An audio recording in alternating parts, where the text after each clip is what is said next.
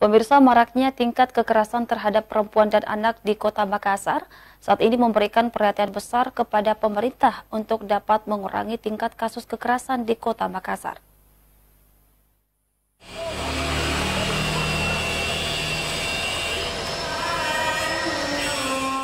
Maraknya tingkat kekerasan terhadap perempuan dan anak di Kota Makassar saat ini memberikan perhatian besar kepada pemerintah untuk dapat mengurangi tingkat kasus kekerasan.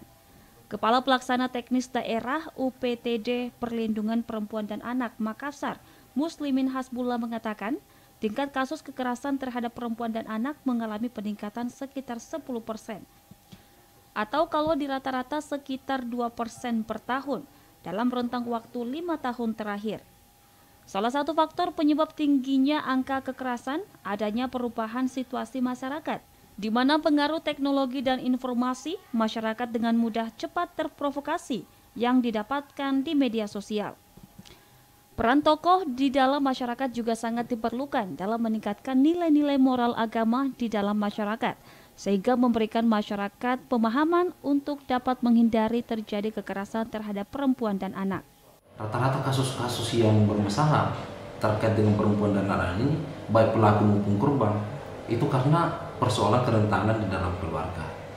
Ada ketidaktahanan keluarga dalam menghadapi arus perubahan yang begitu drastis, baik terutama dari sisi administrasi keluarga. Maraknya perkawinan-perkawinan tanpa ikatan resmi ini juga berdampak terhadap tindakan kekerasan. Makanya pernikahan anak itu sangat menjadi atensi pemerintah, mulai dari nasional sampai kepada daerah. Kita diberi target untuk menurunkan angka perkawinan usia anak atau usia dini saat ini, karena itu akan melahirkan dampak kekerasan yang panjang dan siklus permasalahan sosial yang akan berdampak panjang. Dengan adanya program Jagai Anak Tak yang diinisiatifkan oleh Dani Pomanto, diharapkan orang tua untuk dapat menjaga anaknya dari tingkat kasus kekerasan khususnya di Kota Makassar. Ardi Jaho, Salabas TV.